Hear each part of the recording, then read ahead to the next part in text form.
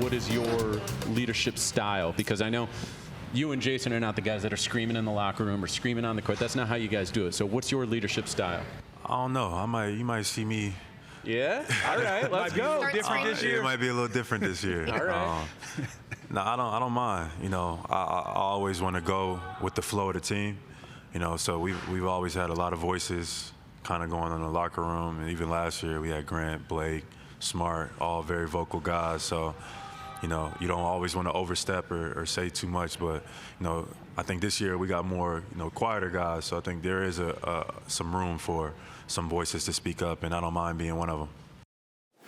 Welcome back into our Celtics PostUp Media Day show. And really, a lot of people were talking about with the departure of Marcus Smart going down there with the Memphis Grizzlies, that voice in the locker room kind of went away. So people were wondering, okay, who's going to be that voice, that leader inside of the locker room? Jaylen Brown saying, hey, don't be surprised if you see me raising my voice out there on the court looking a little bit different. But Scal, how are you expecting Jason Tatum and Jaylen Brown to step up as leaders this upcoming season? I'm all for guys, in regular season, it's cool, man. You have emotional leaders, heart and souls of teams, all that stuff. If you're going to win it all, there has been a few exceptions in the NBA. I think Draymond Green and Steph Curry. Steph Curry's the best player on that team. Draymond Green, you know, the heart and soul of the team. Like those, it works. Maybe Kyle Lowry, Kawhi Leonard. But to me, I want the best players leading the team. I want them taking accountability throughout the season. You know, carrying the squad. I want Tatum and Brown to be the leaders on this team. They're our two best players. They're the All-NBA guys. They're going to make somewhere $650 million combined contracts. I want them to drive this bus. So, I think, it's no disrespect to Marcus Smart. I think that was fine.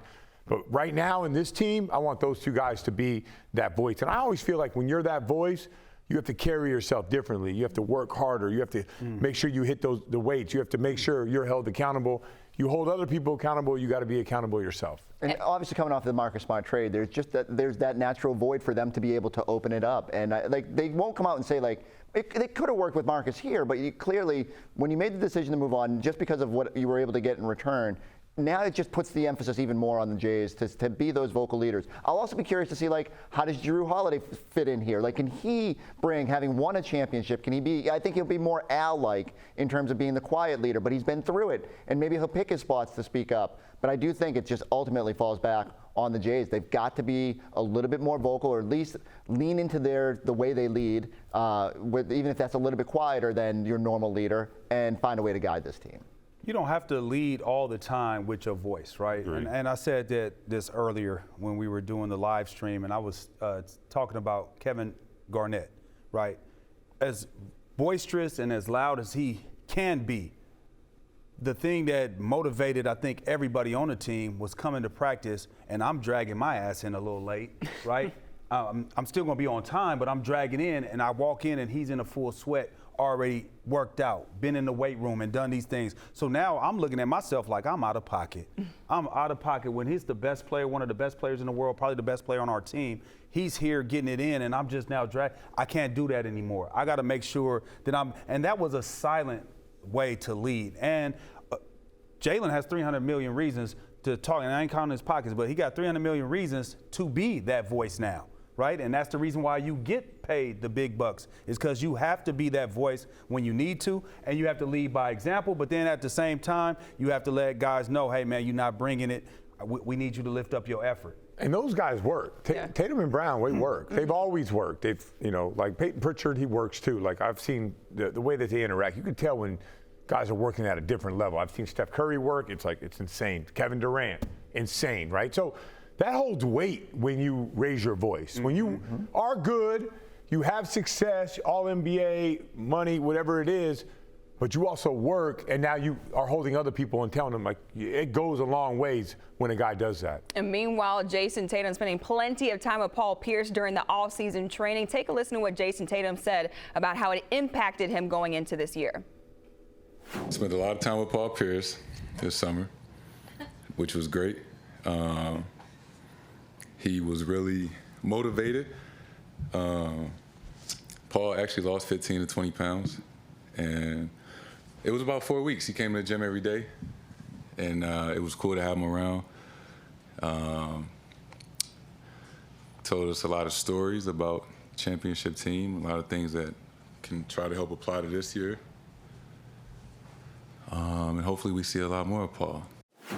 Jason Tatum saying that he spent 4 weeks with Paul Pierce during the offseason, told him some championship stories as well. Eddie, from a player perspective, how does that influence a young guy like Jason Tatum going into a season like this where really a championship is on the line? I think the most important thing was just hearing the stories. You know, if you trust somebody and listen to somebody and they're giving you these stories about how it really went down, then it's different from somebody that you just hearing talking. You like, man, okay, yeah, you bragging.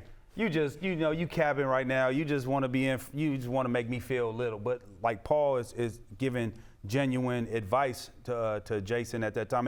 And what Jason was saying too, he's like, he put on 10 pounds and he said 10 to 14 pounds. And I asked him what was the reason. And one of the things that he said he wanted to work on was not get knocked off his spot. He wanted to be able to dictate where he wanted to go. So putting on that muscle, putting on that, working with Paul. Paul's going to talk to him.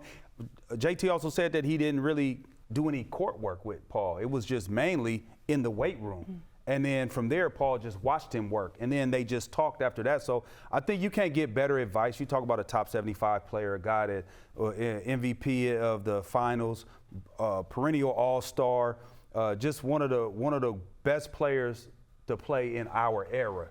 You know, so to get information like that from a guy who was in the same organization and knows what it is to be a Celtic, that's invaluable.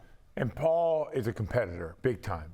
Maybe an underrated competitor. I don't think people realize, like he is that dude. He's about that life, like all the way. So that's a step. Every player, they don't make that step when you want them to make that step. Some guys are doing it right off the jump.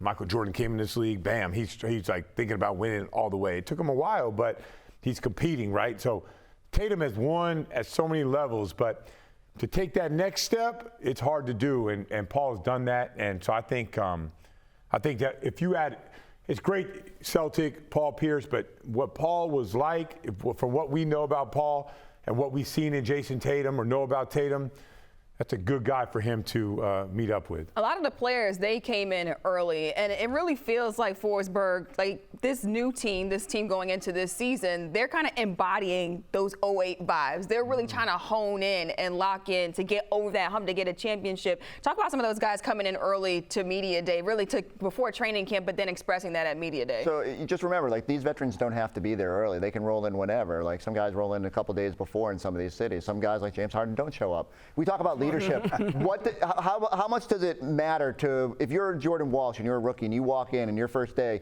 Jason Tatum and Jaylen Brown are already in there working out and are already on a court getting ready and are jumping into informal workouts and getting in 5-on-5 and setting a tone. So to me, that's just, they have clearly established that this is sort of championship or bust this year because they've been tantalizingly close. They've got the roster. They've got everything lined up.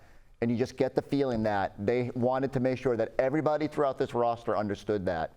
And every single player that came into the room today, Eddie, they were just like, man, if those guys are here early, then we need to be here. We need to go. And there is an expectation about how this will play out. And on top of that, it's an excitement around. I mean, you know, in 08, how it was when we got together.